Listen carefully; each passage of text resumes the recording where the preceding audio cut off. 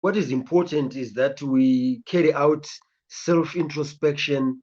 We look at how we are performing as media, which is something that we look at in our everyday life. But this particular day is set aside so that we go deeper into analyzing how we work as media and what improvements we can make. So that's what makes the day special. And in terms of freedoms, we are still yearning for more freedoms. We want to be freer as media. We don't want people following on people who are just doing their work professionally.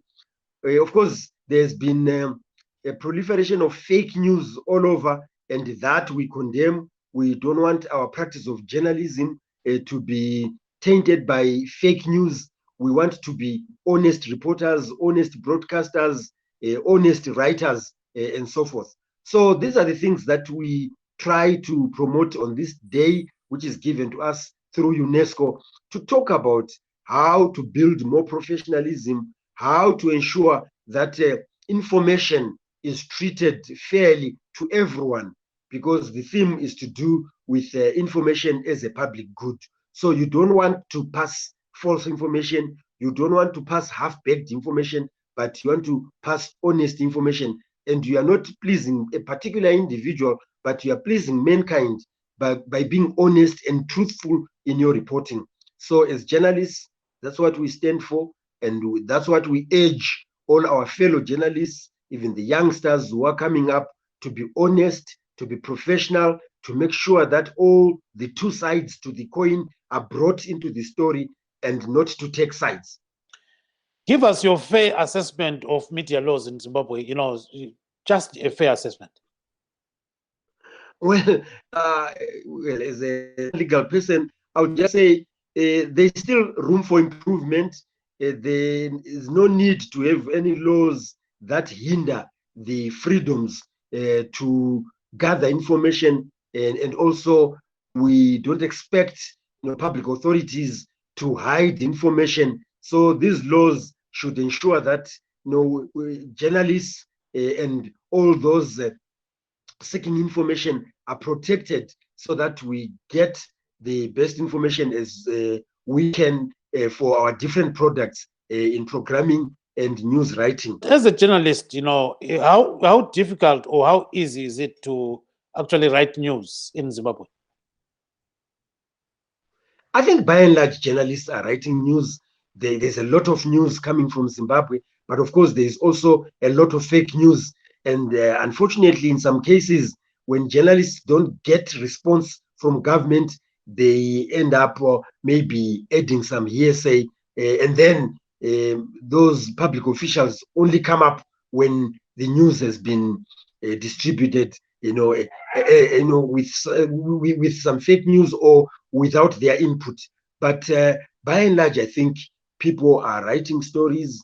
People are writing for Zimbabwean media as well as international media here and there. When half-baked information is published, well, people have gotten into trouble. Unfortunately, there isn't much we are doing in terms of fighting corruption through journalism. We need more investigative journalism. I'm glad that it is being promoted at the moment, and so that we unearth some of the unfair practices, some of the things that are really milking our economy. We really need to play our part as journalists. But what we urge each other is to make sure that we publish accurate, correct information. Let's use different ways and means to get accurate information, to get all sides to the coin, so that when we publish, people will believe in us, and that will end up leading to a change, or maybe a reduction, or even an obliteration of corrupt tendencies that have really milked our country economically, politically, and otherwise. So now you're saying you can write news without anyone knocking on your door to say, you know what, Mr. Masuku, what you're writing about is not likable. You are saying a lot about the government, and please shut up. There's nothing like that, right?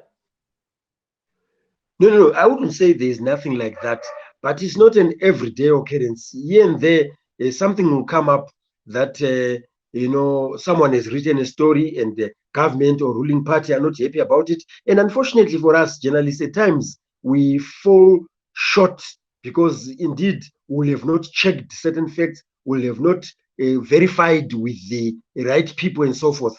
But what I was saying to you is that by and large, stories are being written left, right, and center in local and international press. And at times, the government does complain, especially with stories that come from private media like Newsday and so forth. But I want to believe that they continue to write, and where they really feel that something is wrong in their writing, they do apologize. But we're glad that they are unearthing a lot of things that may not be unearthed by public media. That is very, very important. But as we do that, let's do it professionally. Let's make sure that we dig into the facts and, like what others are already doing, like Newshawks and so forth, and give background information so that people really make informed choices. People will make informed choices if the media is giving them all the information, all the backgrounds, all the profile. We need that so that we tell the truth about what's going on. But from what you are asking, I'm saying on a day-to-day basis, no one is knocking to say, don't write this, don't write that. But there are some reactions that do take place indeed when government or ruling party in particular, or even business people are not happy about how stories have been, have been angled in some circumstances. Because your question might sound as if you cannot even go out to gather news. No, you can actually go out and gather news, and you may go on, but be careful that any time, if you go into some of these hot things, yes, your fingers will be bent. And if you're on the right side, you'll stand by your story and say, this is what I found, this is the fact on the ground. Your editors and your publishers will do that. But yes, you're able to go out and gather news.